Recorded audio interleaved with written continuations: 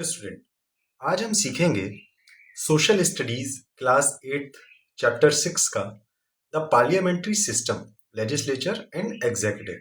सो legislature क्या होता है और एग्जीक्यूटिव क्या होता है, ये हम इस चैप्टर में सीखेंगे। सबसे पहले इसमें लादी कृष्ण स्वामी अय्यर जी ने नवंबर 1949 में कॉन्स्टिट्यूएंट असेंबली में कहा था, the constitution is not a mere lawyers documents, it is a vehicle of life and it spirit is always the spirit of the age. So Alladi Krishna स्वामी अय्यर जी कहते हैं कि जो संविधान है वो सिर्फ वकीलों का कोई डॉक्यूमेंट नहीं है जो इन्होंने तैयार किया है, बल्कि ये देश को चलाने के लिए एक व्हीकल है जिससे हमारे देश की जो स्पिरिट है, जो आत्मा है, वो हमेशा बनी रहे। ठीक है स्टूडेंट, तो इस चैप्टर में जो हमारे सीखने के लिए इंपॉर्टेंट पॉइंट है वो ये है कि पार्लियामेंट्री सिस्टम क्या होता है, पार्लियामेंट काम कैसे करता है, लेजिस्लेचर और एग्जीक्यूटिव का रोल क्या होता है, और ये यूनियन और स्टेट लेवल में क्या होता है, क्या फर्क, क्या डिफरेंस होता है। तो स्टूडेंट, हम अपना चैप्टर शुरू करते हैं। अब आप देखिए, ये कहानी शुरू होती है कि कुछ 8th ग्रेड के स्टूडेंट हैं, 8th क्लास के स्टूडेंट हैं, जैसे आप अभी 8th क्लास में हैं। ये सब नालंदा विद्यालय में पढ़ते हैं और ये दिल्ली जाते हैं पार्लियामेंट देखने के लिए। इनमें उषा, सुखविंदर, अंजलि, जॉन, फरीदा, ये सब लोग पार्लियामेंट की बिल्डिंग देखने जाते हैं। अब जब ये वहां जाते हैं तो ये देखते हैं कि पार्लियामेंट बना कैसे है। आप देखिएगा, ये जो पार्लियामेंट है हमारा, ये ना तो स्क्वायर है और ना ही ट्रायंगल है। ये क्या है? 3 sided design, reflect balance, inclusivity and purpose. ठीक है, तो ये हमारा पार्लियामेंट है, भारत का संसद जिसे कहते हैं, वो इस तरीके के बना हुआ है। तो यहाँ डिस्कशन हो रहा है। पार्लियामेंट बेसिकली एक म्यूजियम भी है इसमें, जिसमें भारत की महान धरोहर रखी गई हैं, कई सारी चीजें रखी गई हैं। और इस पार्लियामेंट में सिंबल भी बना है, अशोक का जो पिलर है वो भी बना हुआ है। तो ये सब लोग पार्लियामेंट देखने जाते हैं। अब स्टूडेंट जब पार्लियामेंट देखने जाते हैं तो उसमें क्या है, कैसे ये देखते हैं, ये सब इस चैप्टर में हम लोग देखेंगे। तो स्टूडेंट, हम सीखेंगे सबसे पहले इंट्रोडक्शन से। बेसिकली जब हमारा देश आजाद हुआ, इस देश को आजाद कराने के लिए कई लोगों ने बलिदान दिया है। ठीक है, अपने जीवन का बलिदान दिया है। जब हमें कॉलोनियल रूल यानी अंग्रेजों से आजादी मिली और हम भारत के लोग आजाद हो गए। अब हम अपने देश के लिए कोई भी डिसीजन ले सकते हैं और हमारे ऊपर किसी का भी प्रेशर नहीं होता है। अब हमें अपने देश के विकास के लिए जो भी डिसीजन लेना है वो हमारे देश की संसद लेगी। ठीक है स्टूडेंट, सो ये जो कॉन्स्टिट्यूशन है ये एक तरीके का डॉक्यूमेंट है और इस डॉक्यूमेंट में क्या लिखा है? नियम, प्रिंसिपल्स, रूल्स कि किस तरीके से देश को चलाना है। अब देश को चलाता कौन है? नेता। और इन नेताओं को चुनते कौन है? जनता।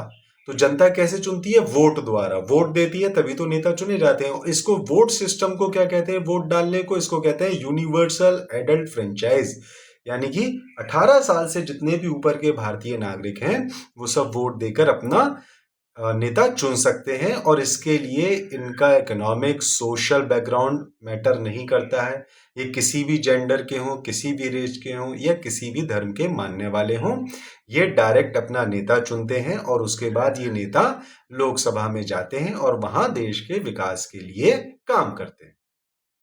तो ये नेता लोग कहाँ बैठते हैं? दिल्ली में। जो एमपीज होते हैं, मेंबर ऑफ पार्लियामेंट, एमपीज होते हैं, वो दिल्ली में बैठते हैं। अब जिन नेताओं को हम चुनते हैं वो कहाँ बैठते हैं? वो लोकसभा में बैठते हैं। 2 हाउसेज होते हैं स्टूडेंट, ये हम आके बताएंगे कि 2 हाउसेज हैं पार्लियामेंट के। कौन कौन से हैं ये बताएंगे।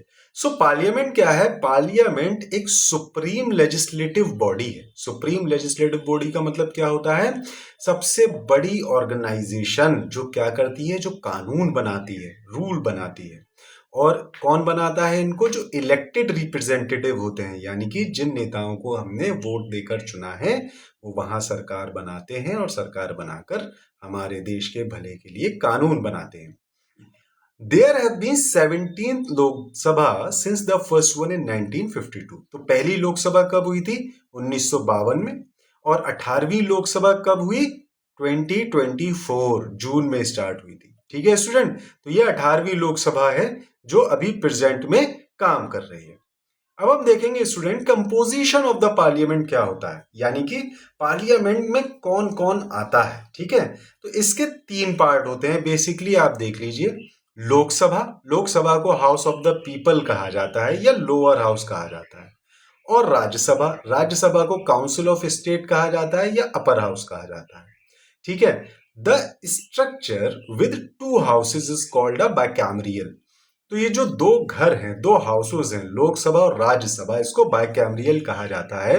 इसका मतलब है, बाय का मतलब होता है टू और कैमरियल का मतलब होता है चैम्बर या हाउसेज, यानी कि टू हाउसेज, दो हाउसेज हैं नेताओं को बैठने के लिए। और ये हाउसेज कहाँ बने हुए हैं? दिल्ली में। ठीक है स्टूडेंट, आप देखिए लोकसभा और राज्यसभा है। सो जो भारत के लोग हैं वो अपने नेताओं को चुनते हैं। सो ये जो लोग हैं, ये रिप्रेजेंटेटिव यानी कि लीडर्स या नेता हैं, ये डायरेक्ट इलेक्शन से चुने जाते हैं। कहाँ पर? ये जो चुनकर जाते हैं ये लोकसभा में जाते हैं। The maximum number of member of this house कितने हैं इसमें? 550। अब 550 the member of parliament in the Rajya Sabha elected indirectly. देखिए लोकसभा में जो नेता जाते हैं चुन के, उनको जनता चुनती है, और जो राज्यसभा में जाते हैं उनको जनता नहीं चुनती है। ठीक है, राज्यसभा के जो सांसद हैं, जो नेता हैं, उनको चुनने के लिए, कोई भी उनको इलेक्ट करने के लिए वोटिंग सिस्टम नहीं होता है, जनता उनको डायरेक्टली नहीं चुनती है। So the number of Rajya Sabha seats allocated, अब ये लोग सीट्स कैसे मिलती है वहां वहां कैसे ये लोग इलेक्ट होकर जाते हैं, इससे हम आगे पढ़ेंगे। क्योंकि जब राज्यसभा का इलेक्शन होता है तो उसमें जो लोग हैं, जो देश की जनता है, वो डायरेक्ट पार्टिसिपेट नहीं करती है। अब देखिए यहाँ पे कॉन्स्टिट्यूशन ऑफ इंडिया लिखा हुआ है। So basically constitution of India है क्या? ये it is a book of rule या प्रिंसिपल या लॉज, ये हम कह सकते हैं आसान लैंग्वेज में, इजी लैंग्वेज में। इस कॉन्स्टिट्यूशन ऑफ इंडिया में ये बताया गया है कि भारत देश को किस तरीके से काम करना है और हमारे देश के नेता कैसे काम करेंगे। जब ये संविधान बना तो उस वक्त पूरी दुनिया के कई और संविधानों से कोई सारी चीजें ली गई। जैसे ब्रिटेन सिस्टम से क्या लिया गया? पार्लियामेंट्री डेमोक्रेसी, है ना। अब पार्लियामेंट्री डेमोक्रेसी से क्या होता है कि जो भी लीडरशिप होगी वो इलेक्टेड होगी, ठीक है, सिलेक्टेड नहीं होगी। अब ये जो रिपब्लिक का मतलब क्या होता है? महाजनपद। रिपब्लिक का मतलब गणतंत्र, यानी कि जनता का तंत्र, जनता का शासन। ठीक है स्टूडेंट, ये याद रखिएगा। So extensive discussion took place during the making of the constitution. जब हमारा संविधान बन रहा था तो इस पे कई बार डिस्कशन हुआ, डिबेट हुआ, तभी तो कहते हैं हमारा संविधान बनने में 2 साल 11 महीने 18 दिन लगे थे। ठीक है स्टूडेंट, हमारा संविधान बनने में 2 साल 11 महीने 18 दिन लगे थे। और यहां पर एक वर्ड दिया गया है फेडरलिज्म। फेडरलिज्म का मतलब होता है राज्यों का एक संघ, यानी कि जो हमारा देश है उस देश में कई सारे राज्य हैं और ये सभी राज्य मिलकर भारत को एक देश बनाते हैं। ठीक है स्टूडेंट। सो अगर हम कॉम्बिनेशन की बात करें या कंपोजिशन की बात करें कि पार्लियामेंट में क्या क्या आता है, तो आता है लोकसभा, राज्यसभा और प्रेसिडेंट। ये 3 पार्लियामेंट में आते हैं। ठीक है स्टूडेंट, ध्यान रखिएगा 3 पार्ट हैं पार्लियामेंट के, लोकसभा, राज्यसभा और प्रेसिडेंट। अब पार्लियामेंट के फंक्शन क्या होते हैं स्टूडेंट? सो पार्लियामेंट के फंक्शन कई सारे होते हैं, जैसे कि आप देख लीजिए इसमें कि डिबेट और डिस्कशन कराना नेताओं के बीच में। लोकसभा मेंबर जो इलेक्ट होकर आते हैं वो क्या करते हैं, जब वो लोकसभा पहुंच जाते हैं तो वो अपना एक स्पीकर चुनते हैं, यानी कि चेयरपर्सन, चेयरमैन चुनते हैं लोकसभा का, ये सभी नेता मिलके। और ये चेयरमैन का काम क्या होता है? डिसिप्लिन को मेंटेन करना और रूल्स को फॉलो करना। राज्यसभा में भी एक चेयरमैन चुना जाता है। अब जो चेयरमैन राज्यसभा में चुना जाता है, बेसिकली वो होता कौन है? वो होता है वाइस प्रेसिडेंट ऑफ इंडिया। तो जो उपराष्ट्रपति होगा वो राज्यसभा का चेयरमैन होगा या चेयरपर्सन होगा, आप कह सकते हैं। अब यहां पर ये इंपॉर्टेंट फैक्ट है, याद रखिएगा। स्कैप्टर क्या होता है? Basically a decorated rod carried by a king और queen at ceremonies as a symbol of their power. ये एक डेकोरेटेड रॉड होती है एक तरीके की, और ये पावर का सिंबल होता है। तो सबसे पहले ये सिंबल पंडित जवाहरलाल नेहरू के पास था 14 अगस्त 1947 में, जब हमारे देश को आजादी मिली थी। और ये कहाँ रखा होता है? ये जो लोकसभा के स्पीकर होते हैं, लोकसभा का चेयरमैन, उनके पास रखा होता है। ठीक है। सो ये चोला पीरियड से चला आ रहा है। चोला अंपायर आप जब आगे क्लास में जाएंगे तब आप पढ़ेंगे चोला अंपायर क्या है। ठीक है। तो इस संगोल का मतलब क्या है कि धर्म के अनुसार कार्य कीजिए। जो देश धर्म है, अपना पर्सनल धर्म नहीं, जो देश का धर्म है, जो देश का संविधान है, उसके अनुसार सही कार्य कीजिए। अब यहाँ पर क्या है स्टूडेंट, कई सारे काम ये करते हैं। पहले क्या होता था कि जो लैंग्वेज है, पार्लियामेंट की लैंग्वेज है, वो किन भाषाओं में बात होती थी? जैसे 12 लैंग्वेजेस इसमें दी गई हैं। तो इन 12 लैंग्वेजेस को आप पढ़ लीजिएगा। उसके बाद 6 मोर लैंग्वेजेस और ऐड की गई हैं, बोडो, डोगरी, मैथिली, मणिपुरी, उर्दू एंड संस्कृत। और भी फ्यूचर में कई सारी लैंग्वेज इसमें ऐड हो सकती है। एग्जीक्यूटिव क्या होता है? एग्जीक्यूटिव वो लोग होते हैं जो लॉज को इम्प्लीमेंट करते हैं, यानी कि कानून को लागू करते हैं। ठीक है। और ये लेजिस्लेटिव फंक्शन भी करते हैं। अब एग्जीक्यूटिव में कई सारे लोग आते हैं। एग्जीक्यूटिव वो भी हैं जो पार्लियामेंट में बैठे हैं, जो कानून बनाते हैं। और union executive gives life to the legislative function and power to the parliament. Union government मतलब सेंट्रल गवर्नमेंट, दिल्ली की गवर्नमेंट, यानी कि हमारे देश में 3 तरीके की सरकार होती है: central government, state government and local government. अब देख लेते हैं ये एग्जीक्यूटिव में कौन कौन आता है। President, vice president, council of minister headed by the prime minister, यानी कि प्रेसिडेंट है, वाइस प्रेसिडेंट है और प्राइम मिनिस्टर है। और प्राइम मिनिस्टर के जो काउंसिल ऑफ मिनिस्टर हैं वो सब एग्जीक्यूटिव कहलाते हैं। और ये सब कलेक्टिवली किसके लिए रिस्पॉन्सिबल होते हैं स्टूडेंट? लोकसभा, पार्लियामेंट में जो एमपीज होते हैं, मेंबर ऑफ पार्लियामेंट, ये लोकसभा के लिए कलेक्टिवली रिस्पॉन्सिबल होते हैं, ये ministers. Now we will understand here legislative functions क्या होते हैं पार्लियामेंट के। तो स्टूडेंट सबसे पहला फंक्शन है कॉन्स्टिट्यूशनल फंक्शन।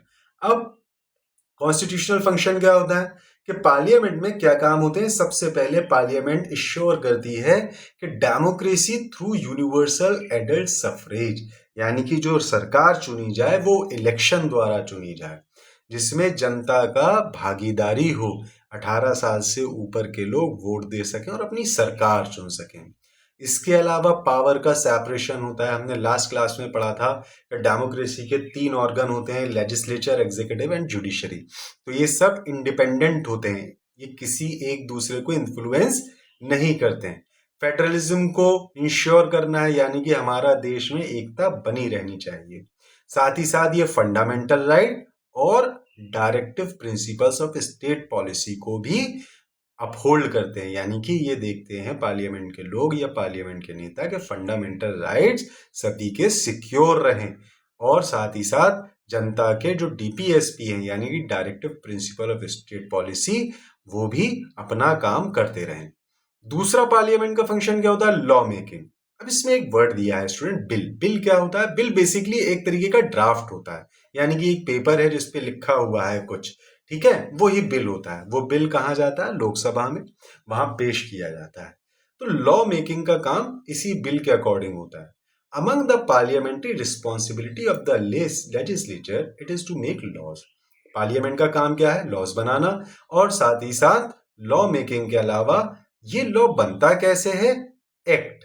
जब ये लॉ बन जाता है और इम्प्लीमेंट हो जाता है, प्रेसिडेंट साहब इसको पास कर देते हैं और कोर्ट से भी ये पास हो जाता है, सुप्रीम कोर्ट से, तो ये कानून बन जाता है बिल। बिल क्या है? बेसिकली एक ड्राफ्ट होता है जिसपे बहस होती है, डिबेट होती है, डिस्कशन होती है, और अल्टीमेटली जब सब कुछ सही होता है तो ये बिल कानून बन जाता है। जैसे एग्जाम्पल दिया है राइट टू एजुकेशन, जिसमें ये कहा गया कि 6 से 14 साल तक के बच्चों को फ्री एंड कंपलसरी एजुकेशन मिलेगा। और ये कब पास हुआ? 2009। ठीक है, इसको कहा जाता है free and compulsory education act 2009। So student 2009 में राइट टू एजुकेशन क्लियर हो जाता है। अब बेसिकली ये आप देखिएगा कि शिक्षा सबका अधिकार है, लेकिन हमारे देश में आज भी कई बच्चों को शिक्षा नहीं मिल पाती। इसीलिए सरकार ने इस कानून को पास किया ताकि ये इस कानून के से सभी को शिक्षा मिल सके। अब इससे कब हुआ ये? देखिए, ये इंट्रोड्यूस हुआ था 86th कॉन्स्टिट्यूशनल अमेंडमेंट एक्ट 2002 में। कॉन्स्टिट्यूशनल अमेंडमेंट क्या होता है? बेसिकली जब जब हमारे देश को किसी नई चीज की आवश्यकता होती है तो हम संविधान में सुधार करते हैं और उसको एक्ट को अपने संविधान में शामिल कर लेते हैं, और इसको 21A ऑफ द कॉन्स्टिट्यूशन ये आर्टिकल कहलाया गया। सो अब ये सरकार की जिम्मेदारी है, it is the responsibility of the government कि जो सरकार है वो फ्री और कंपलसरी एजुकेशन देगी सभी बच्चों को जो 6 से 14 साल के। ठीक है स्टूडेंट, तो ये बिल अब कानून बन चुका है। 6 साल बाद क्या होता है कि राज्यसभा में भी ये फाइनली पास हो जाता है। अब after 2009 election the new government persuaded the matter and in August 2009 I was passed in the Lok Sabha and president assent. यानी कि इसका मतलब क्या हुआ कि 2009 का जब इलेक्शन हुआ उसके बाद ये लोकसभा में पेश हुआ और फाइनली प्रेसिडेंट साहब ने इसको पास करवा दिया और ये कानून बन गया। तो अब सब बच्चों को पढ़ने का अधिकार मिल चुका, उनको किताबें मिलती हैं, यूनिफॉर्म मिलती है। अब ये बिल का प्रोसेस क्या होता है? सबसे पहले ये पार्लियामेंट के किसी भी हाउस यानी कि लोकसभा या राज्यसभा में पेश होता है, प्रेजेंट किया जाता है, फिर उस बिल को पढ़ा जाता है, फिर उस पर एक कमेटी होती है, स्टैंडिंग कमेटी, जो डिस्कस करती है, फिर सभी लोग मिलके उस बिल को वोट करते हैं कि कितने लोग चाहते हैं कि ये बिल कानून बन जाए या नहीं। फिर इसके बाद इस पर डिस्कशन होता है, अमेंडमेंट होता है और फाइनली ये पास हो जाता है। स्टूडेंट, एक इसमें डेफिनेशन दी गई है स्टैंडिंग कमेटी। स्टैंडिंग कमेटी होती क्या है? बेसिकली एक परमानेंट कमेटी होती है जिसमें एमपीज होते हैं, मेंबर ऑफ पार्लियामेंट होते हैं। ठीक है, और ये क्या करते हैं? ये गवर्नमेंट की जो पॉलिसी या बिल या ड्राफ्ट होते हैं उन सबकी स्टडी करते हैं, फिर उस पर डिबेट एंड डिस्कशन होता है ना, और उसके बाद ये अगर पास हो जाता है तो कानून बन जाता है। सो जब ये कानून बन जाता है, जब राष्ट्रपति जी इसको पास कर देते हैं, तो सरकार क्या करती है? इस कानून को अखबार में निकालती है, जिसको कहते हैं गजेट नोटिफिकेशन। यानी कि सरकारी जब नोटिफिकेशन निकलता है तो उसको कहते हैं गजेट नोटिफिकेशन। इस वजह से अब सरकार के पास ये कानून बन चुका है कि अब देश का हर बच्चा पढ़ सकता है। यहां पर 3 पॉइंट लिखे हुए हैं: रीडिंग, क्लॉज, गैजेट। गैजेट क्या है? Official government publication. ठीक है, क्लॉज मतलब कानून, कौन सा कानून किस आर्टिकल के अंदर आता है। रीडिंग क्या होती है? पहले क्या होता था, स्टूडेंट के जो एमपीज थे वो पढ़े लिखे नहीं थे, तो जो उनके क्लर्क होते थे वो पढ़ते थे। नाउ अब हमारे देश के नेता पढ़े लिखे हैं तो वो बिल या ड्राफ्ट खुद ही पढ़ते हैं। नेक्स्ट थिंग क्या है स्टूडेंट, कि some types of bill have to be tabled only in the Lok Sabha. अब आप सोचते होंगे कि लोकसभा और राज्यसभा दोनों ही हाउसेज में कभी भी कोई सा भी बिल प्रेजेंट किया जा सकता है। ऐसा नहीं होता स्टूडेंट। कुछ बिल ऐसे होते हैं जो सिर्फ लोकसभा में ही प्रेजेंट किए जाते हैं, जैसे money bill. Money bill Lok Sabha में ही प्रेजेंट किया जाएगा, राज्यसभा में प्रेजेंट नहीं किया जाएगा। नेक्स्ट पॉइंट है एग्जीक्यूटिव अकाउंटेबिलिटी। अकाउंटेबिलिटी क्या होती है स्टूडेंट? रिस्पॉन्सिबिलिटी। इजी लैंग्वेज में समझ लीजिए, अकाउंटेबिलिटी का मतलब होता है रिस्पॉन्सिबिलिटी। सो बेसिकली ये जो नेता होते हैं ये रिस्पॉन्सिबल होते हैं क्या करने के लिए? कानून बनाने के लिए और कानून लागू करने के लिए, ताकि सरकार अच्छे से चलती रहे। और साथ ही साथ ये जो डेली बेसिस पे सरकार के लिए, देश के लिए डिसीजन लिए जाते हैं, वो डिसीजन लेते हैं पार्लियामेंट में। और इसके अलावा यहाँ पर जब डिबेट होती है, डिस्कशन होता है, तो उसमें पार्टिसिपेट करते हैं और क्वेश्चन आवर में क्वेश्चंस का आंसर करते हैं। अब क्वेश्चन आवर क्या होता है? Basically question hour in the Lok Sabha is a select period. यानी कि जब पार्लियामेंट की मीटिंग शुरू होती है तो उसमें जो फर्स्ट आवर होता है उसको कहते हैं क्वेश्चन आवर। इसमें क्या होता है कि MPs can ask the ministers questions about government policies. यानी कि जो मेंबर ऑफ पार्लियामेंट है वो गवर्नमेंट से सवाल पूछ सकते हैं कि आपकी क्या पॉलिसी है, और जो नेता हैं, जो गवर्नमेंट के नेता हैं, उनको जवाब देना पड़ता है। वो अकाउंटेबल यानी कि रिस्पॉन्सिबल होते हैं अपने आंसर्स देने के लिए कि हमारे सरकार की ये पॉलिसी है, हम जनता के लिए ये कानून बना रहे हैं, या जो भी एग्जाम्पल है।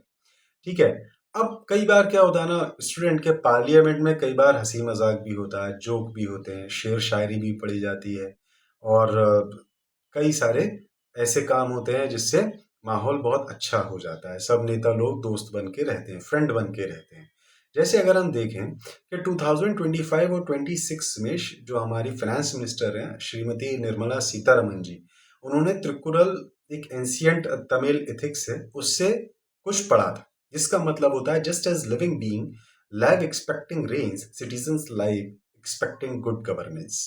यानी कि ये कहना चाहती हैं कि जब भी सरकार कोई ऐसा काम करती है जिससे फायदा हो, तो पूरी जनता का ही फायदा होना चाहिए, वो ही सरकार सबसे अच्छी होती है जिससे सभी जनता का फायदा हो। और दूसरी बात, अब आप देखिए humour in the parliament, parliament में कई बार मजाक भी होता है। जैसे 2011 में सुषमा स्वराज जी ने कहा था, तू इधर उधर की बात न कर, ये बता काफिला क्यों लुटा, हमें राहजनों से गिला नहीं, तेरी रहबरी का सवाल है। मतलब इसका ये है कि जो उस वक्त मिनिस्टर्स हैं, सुषमा स्वराज जी, उन्होंने डॉक्टर मनमोहन सिंह जी से पूछा था, जो उस वक्त प्रधानमंत्री थे। उन्होंने पूछा था कि प्राइम मिनिस्टर जी आप ये बताइए कि हमारे देश को क्यों लूटा जा रहा है और इसकी जिम्मेदारी आप पर आती है। तो प्रधानमंत्री जी श्री मनमोहन सिंह जी ने कहा था कि माना कि तेरी दीद के काबिल नहीं हूं मैं, तू मेरा शौक देख, मेरा इंतजार देख। I admit that I am not worthy of your sight, you should look at my zeal and my perseverance. इसका मतलब ये है कि अगर आप भले ही मेरी तारीफ नहीं कर रहे हैं, लेकिन फिर भी मैं अपना काम करता रहूंगा। तो स्टूडेंट, कहने का मतलब ये है कि हमारे देश का जो पार्लियामेंट है, संसद है, लोकसभा और राज्यसभा, इस संसद में कई बार हंसी मजाक जोक्स वगैरह क्रैक होते रहते हैं। नेक्स्ट क्या है? Financial accountability. ये क्या होता है स्टूडेंट? पार्लियामेंट माइनॉट मॉनिटर्स क्या करती है? पार्लियामेंट गवर्नमेंट एक्सपेंडिचर को, यानी कि सरकार क्या खर्च कर रही है और कहाँ से पैसे सरकार के पास आ रहे हैं, ये सब फाइनेंशियल अकाउंटेबिलिटी में आ जाता है। अब हम देखेंगे स्टूडेंट के एग्जीक्यूटिव फंक्शन क्या होते हैं पार्लियामेंट में, यानी कि जो नेता हैं उनका काम क्या है। तो आइए स्टूडेंट स्टार्ट करते हैं। हम सीखेंगे कि प्रेसिडेंट साहब क्या करते हैं। प्रेसिडेंट जो होते हैं भारत के, वो नॉमिनल हेड होते हैं, ठीक है, नाम मात्र के हेड। और रियल हेड कौन होता है? प्राइम मिनिस्टर होते हैं। प्राइम मिनिस्टर कौन है? जो सरकार चलाते हैं। और नॉमिनल हेड कौन है? राष्ट्रपति जी। प्रेसिडेंट का काम क्या होता है? प्रेसिडेंट प्राइम मिनिस्टर को अपॉइंट करते हैं और प्राइम मिनिस्टर की एडवाइस पर और भी मिनिस्टर्स को अपॉइंट करते हैं। ठीक है स्टूडेंट, जब पार्लियामेंट से कोई बिल पास होता है तो इस पे फाइनली प्रेसिडेंट साहब के ही साइन होते हैं। ओके, और अगर कोई ऐसी सिचुएशन आ जाती है जब कोई प्रॉब्लम हो जाती है, तो प्रेसिडेंट अपनी डिस्क्रिशनरी पावर का भी यूज कर सकते हैं। डिस्क्रिशनरी पावर क्या होती है? अपने विवेक से, अपनी समझ से कोई भी डिसीजन लेना। अगर हमारे देश में कोई पॉलिटिकल क्राइसिस आ जाता है, जैसे जब कोई भी पार्टी मेजोरिटी में नहीं होती है, यानी कि कोई भी पॉलिटिकल पार्टी के पास इतने नेता नहीं होते हैं कि वो सरकार बना सकें, तब प्रेसिडेंट साहब डिस्क्रिशनरी पावर का यूज करते हुए डिसीजन लेते हैं। ये हमारे प्रेसिडेंट साहब के बारे में। अब प्राइम मिनिस्टर का काम क्या होता है? बेसिकली प्राइम मिनिस्टर को डिफैक्टो एग्जीक्यूटिव कहा जाता है। अब डिफैक्टिव का मतलब होता है रियल एग्जीक्यूटिव। ठीक है स्टूडेंट, जो प्राइम मिनिस्टर कौन है? सरकार के हेड है। प्रेसिडेंट क्या करते हैं? प्रेसिडेंट साहब प्राइम मिनिस्टर को अपॉइंट करते हैं और प्राइम मिनिस्टर की एडवाइस पर और भी नेताओं को अपॉइंट करते हैं। नाउ, अब ये प्राइम मिनिस्टर के फंक्शन क्या होते हैं? Leading the council of minister, coordinating the work of different ministries, shaping national policies and advising the president। तो अगर कोई प्रॉब्लम आती है तो ये प्राइम मिनिस्टर साहब इन कामों को करते हैं। प्राइम मिनिस्टर और काउंसिल ऑफ मिनिस्टर ये क्या है? ये डिसीजन लेते हैं क्या करने का? सरकार चलाने का। और ये किसके प्रति जिम्मेदार होते हैं? लोकसभा के। They are collectively responsible to the Lok Sabha. ये जो बिल्स होते हैं ये सब पार्लियामेंट में डिस्कस होते हैं और फिर इन बिल्स को बनाता कौन है? सिविल सर्वेंट, जिसको हम ब्यूरोक्रेट्स भी कहते हैं। ठीक है, जिनको हम ब्यूरोक्रेट्स भी कहते हैं, ये सभी लोग, या एडमिनिस्ट्रेटर कहते हैं, ये लोग उस बिल को बनाते हैं, सिविल सर्वेंट लोग। इस बिल को फिर नेता लोग संसद में प्रेजेंट करते हैं, डिबेट होता है, डिस्कशन होता है और फिर ये कानून बन जाता है। तो स्टूडेंट आप याद रखिएगा कि नेताओं का काम क्या होता है। अब इसमें एक एग्जाम्पल दिया है 1956 में। एक रेलवे मिनिस्टर हैं हमारे लाल बहादुर शास्त्री जी, जो बाद में प्रधानमंत्री भी बने। उस टाइम पर एक ट्रेन का एक्सीडेंट हो जाता है। तो लाल बहादुर शास्त्री रेलवे मिनिस्टर थे। इन्होंने अपनी पोजीशन से रेलवे मिनिस्टर से रिजाइन कर दिया था और अपना रिजाइन जवाहरलाल नेहरू जी के पास भेज दिया था कि अब हम रिजाइन करते हैं। अब स्टूडेंट आप देखिएगा यहाँ डिफरेंस दिए गए हैं लेजिस्लेचर और एग्जीक्यूटिव में कि क्या डिफरेंस होते हैं। देखिए लेजिस्लेचर में क्या आता है, पार्लियामेंट होता है। पार्लियामेंट में लोकसभा, राज्यसभा और प्रेसिडेंट साहब होते हैं। इनके काम क्या होते हैं यह आपको ऊपर बता दिया है, ठीक है। मेन रोल आप देख लीजिए, कानून बनाना और कानून का पालन करना और बिल को प्रेजेंट करना, साथ ही साथ बिल को बनाना, check and activities of the executive, साथ ही साथ ये लोग क्वेश्चन भी पूछते हैं पर उनका आंसर भी होता है। प्रेसिडेंट को इम्पोर्टेंट मैटर पे ये एडवाइस भी दे सकते हैं अगर प्रेसिडेंट साहब चाहें तो। प्रेसिडेंट साहब सेशन बुलाते हैं, 3 सेशन होते हैं, विंटर, मॉनसून और बजट। ये 3 सेशन आप लोग एक बार पढ़िएगा स्टूडेंट। तो ये सब रिस्पॉन्सिबिलिटीज होती हैं स्टूडेंट। जुडिशरी का रोल क्या होता है student, check and balance. Judiciary क्या काम करती है, जुडिशरी जो है वो स्पेसिफिकली रिस्पॉन्सिबल होती है interpreting and applying the law of the land, यानी कि कानून की व्याख्या करना, एक्सप्लेन करना और कानून को अप्लाई करना हमारे देश में, ये जुडिशरी का काम होता है। अगर कोई प्रॉब्लम है, कोई डिस्प्यूट है, तो भी जुडिशरी बहुत इंपॉर्टेंट रोल प्ले करती है। जुडिशरी मेंटेन करके रखती है, क्या मेंटेन करती है, डेमोक्रेसी को हमारे समाज में, ठीक है। और साथ ही साथ जुडिशरी क्या करती है कि फंडामेंटल राइट्स के गार्जियन होती है, ठीक है स्टूडेंट, ये याद रखिए, आप नेक्स्ट क्लास में पढ़ेंगे इसको। अगर कोई भी कानून है वो देश के भले के लिए नहीं है तो जुडिशरी उसको नल एंड वॉइड यानी कि खत्म कर देती है। ये फंडामेंटल राइट्स को सेफगार्ड करती है, ठीक है स्टूडेंट। अब नेक्स्ट देखिए, constitution not only describe how the legislature and executive are given power to govern the country, but it also list the specific responsibilities. यानी कि जो संविधान है वो लेजिस्लेचर और एग्जीक्यूटिव की जो पावर है उसको भी बताते हैं और साथ ही साथ हमारे देश के जो ऑर्गन है लेजिस्लेचर, एग्जीक्यूटिव और जुडिशरी, उनके कामों को भी एक्सप्लेन करते हैं, ठीक है student. So parliament have not violated the constitutional framework. तो जो संसद है वो कभी भी कॉन्स्टिट्यूशनल जो हमारे संविधान में लिखा हुआ है उसी के अनुसार काम करती है संसद हमारी, ठीक है। सो आप इस चैप्टर में कई सारी चीजें सीखेंगे, जैसे जुडिशरी के 3 ऑर्गन, डेमोक्रेसी के 3 ऑर्गन होते हैं, लेजिस्लेचर, एग्जीक्यूटिव और जुडिशरी।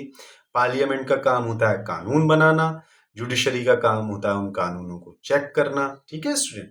और साथ ही साथ ये तीनों ऑर्गन एक दूसरे से अलग होते हैं और अपना काम, अपनी रिस्पॉन्सिबिलिटी बहुत अच्छे से निभाते हैं। तो इन सभी के बारे में आप पढ़िए।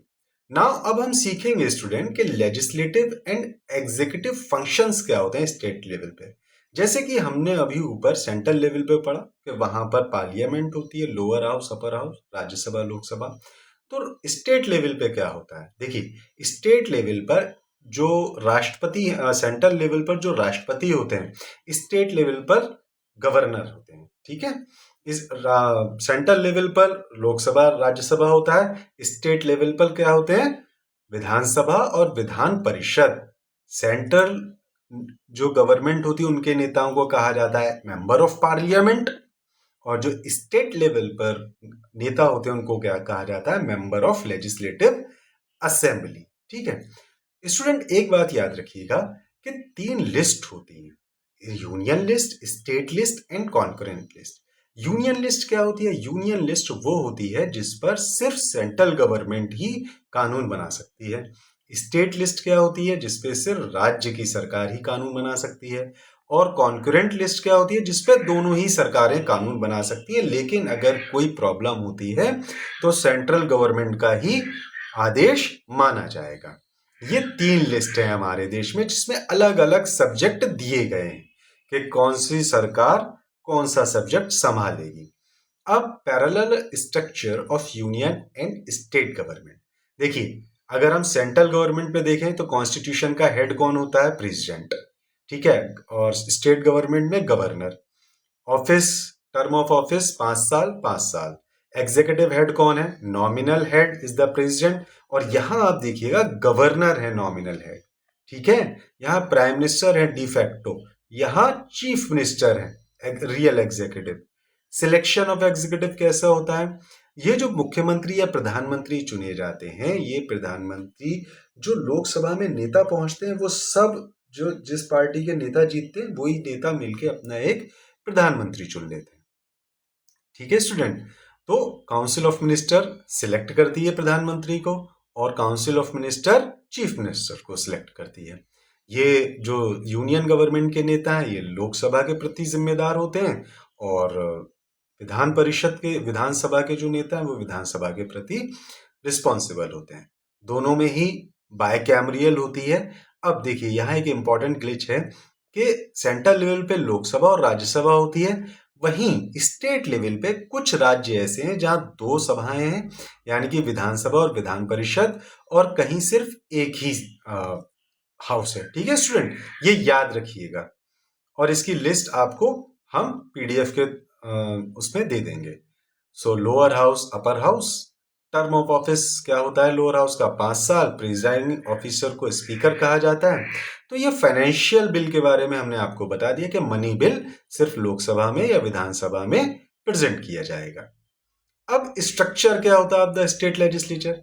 स्टूडेंट देखिए, बायोकैमरियल का मतलब होता है, बायकैमरियल का मतलब होता है 2 हाउसेस, लोकसभा राज्यसभा, और राज्य में विधानसभा और विधान परिषद, ठीक है स्टूडेंट। अब कई स्टेट ऐसी हैं जहां पर 2 हाउसेज हैं, और कई स्टेट ऐसी हैं जहां पर 1 हाउसेज है, यूनिकैमरियल है।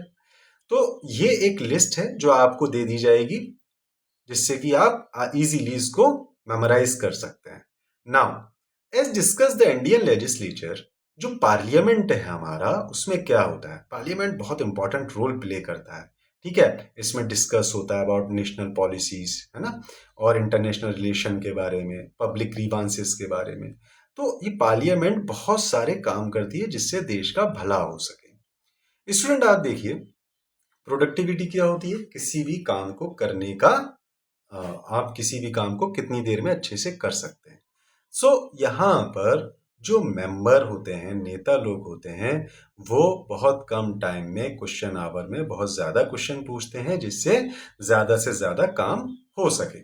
सेशन कितने होते हैं हमारे? Budget session, monsoon session and winter session. In session में अलग अलग काम होते हैं। यहाँ पर सिटिंग्स होती है, यानी मीटिंग होती है, लोग बैठते हैं, कानून पे डिस्कस करते हैं, डिबेट करते हैं, इंपॉर्टेंट मैटर्स पे डिबेट करते हैं या डिस्कशन करते हैं। सरकार जो टॉपिक्स हैं उनको एक्सप्लेन करती है, और usually the parliament sit 6 hours during day duration.